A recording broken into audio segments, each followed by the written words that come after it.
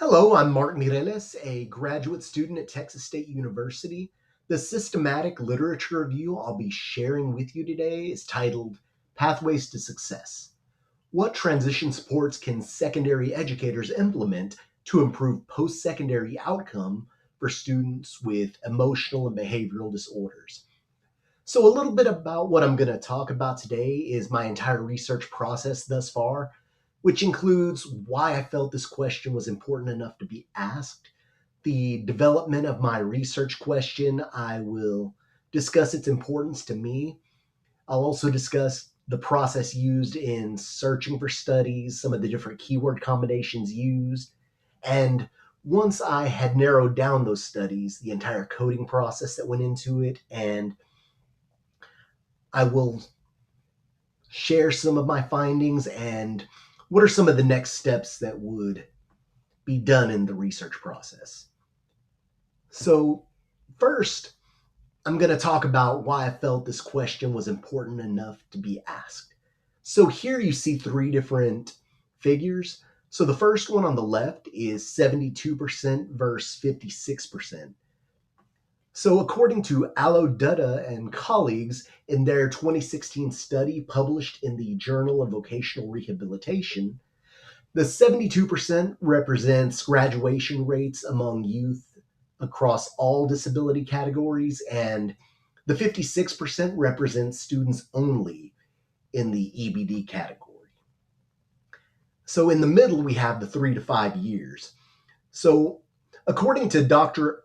Andrea Flower and her colleagues in their 2015 study published in Preventing School Failure, within 3 to 5 years, only 21% of those students resided in their own homes and only 35% had gainful employment. So on the far right, we see the 42.3% versus the 66.4%. So, according to Dr. Mary Wagner and her colleagues in their 2017 study that was published in Career Development and Transition for Exceptional Individuals, the 42.3% represents the employment rate of youth with EBD, and the 66.4% represents youth in the general population, both of which who have been out of school for up to 4 years. So now I'm going to talk a little bit about how I developed my research question. And this began in module 1 in our discussion post. We were asked to come up with some different topics, and these are the three that I came up with. So the first being, what are some different types of transition supports available for secondary students with emotional and behavioral disorders? How can career and technical education teachers more effectively implement supports for students with EBD? And the third one being, so what supports and strategies can schools and secondary educators implement to decrease dropout rates among students with EBD? So after coming up with these three,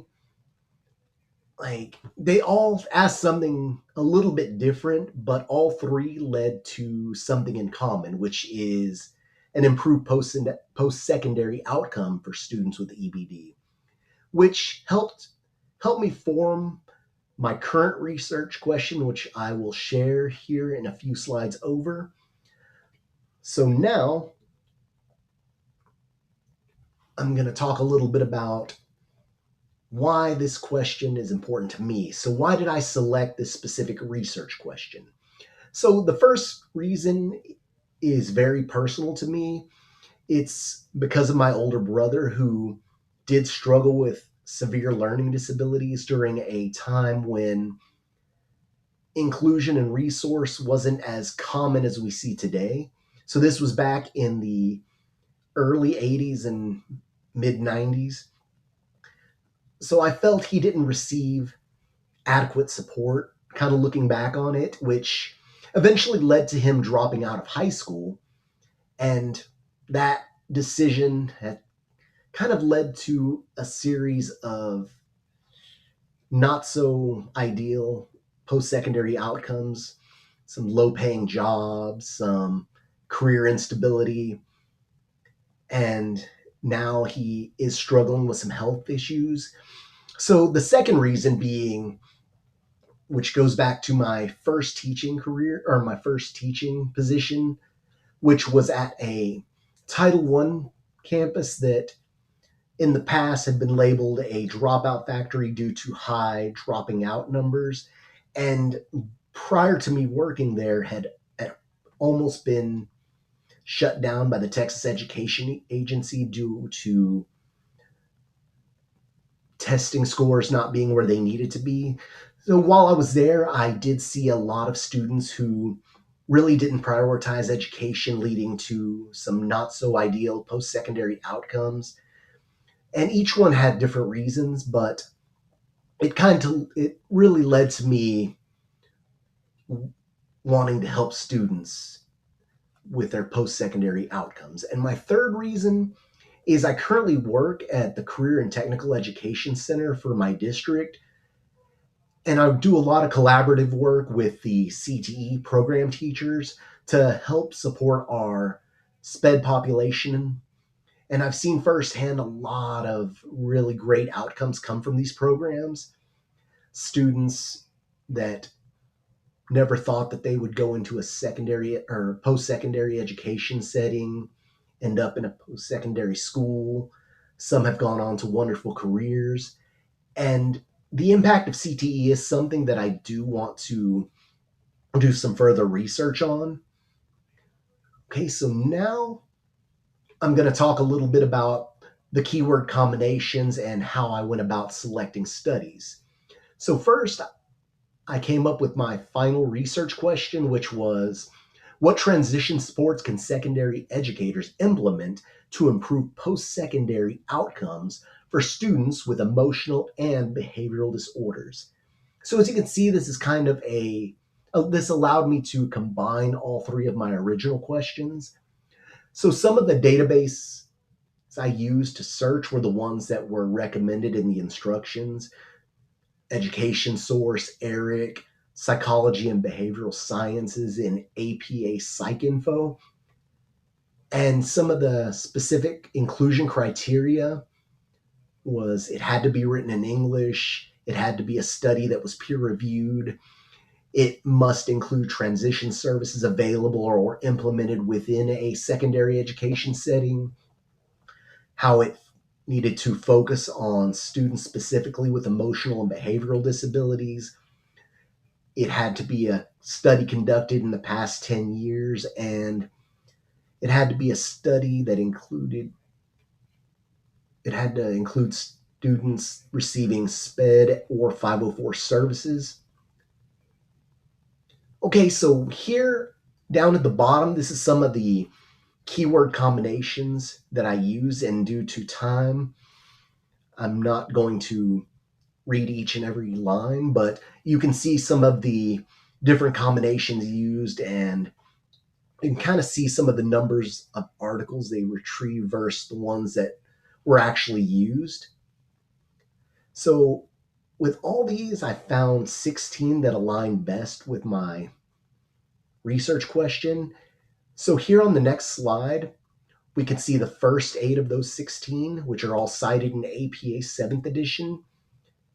And then here on this slide, here's the other 8, which a few did not include DOI numbers. So now that I had my 16 studies, I moved on to the coding process, which this is something that was completely new to me. I don't ever recall doing any kind of coding process in any kind of undergraduate research. So what I did is read the questions at the top and do my best to answer those questions. This was a fairly long process, took me, say, about 3 to 4 days to complete. However, I did make a few mistakes along the way, which was given to me in my feedback from the assignment, and I'll be sure to correct those going forward. So now that I've done my coding process, I'll talk a little bit about the outcomes of my literature review. So in these 16 studies, some of the common themes that were found were better post secondary outcomes with structured programs, that there's a need for student and stakeholder involvement for our EBD students, how there's an importance of social support for our EBD students, and how there are a lot of service gaps out there for our EBD students, especially once they've left high school. And the final one that I saw in a lot of the studies talked about how a lot more ongoing research was needed for our EBD students. And on the right, some specific research findings that I found within my 16 studies. So the first being, according to Dr. Andrea Flower and her colleagues, in a 2015 study that was published in Preventing School Failure, how most students reported limited involvement in their transition planning and felt a lack of preparation for adult life.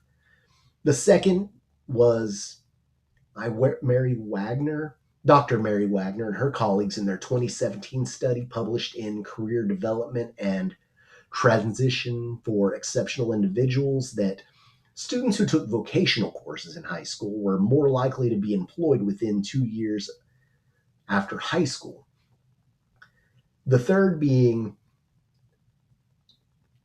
according to Dr. Lakeisha Wilson and Dr. Luann Davis in their 2023 study in the Journal of Applied Rehabilitative Counseling, effective transition services require collaboration among the parents, the special educators, counselors, social workers, and mental health professionals to address these needs of our EBD students.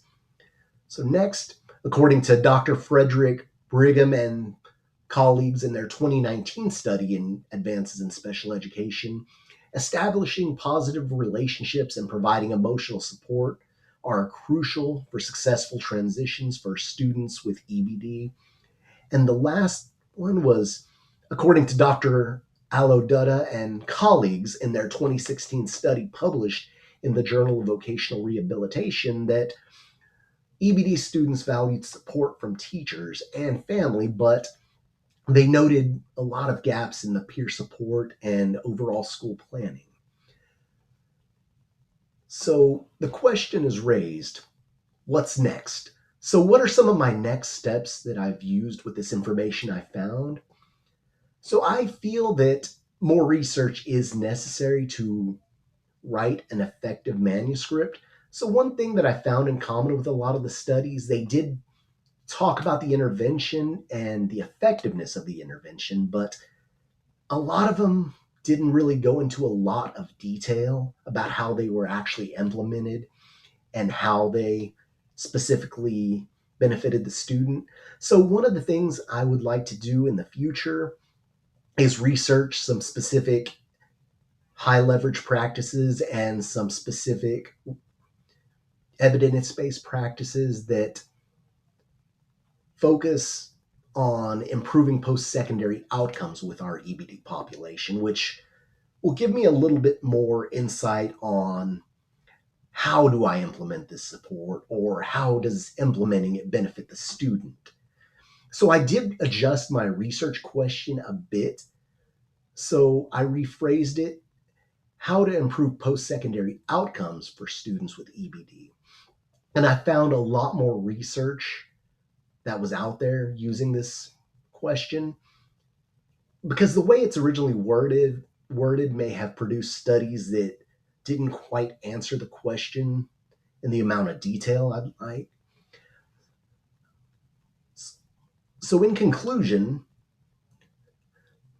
I hope my presentation provided some insight about my entire research process up from the beginning up to this point that we're in now.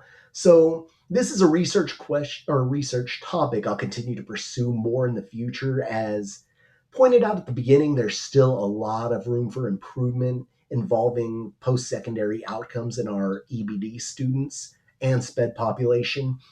And there's just still a lot of research that's needed to be done.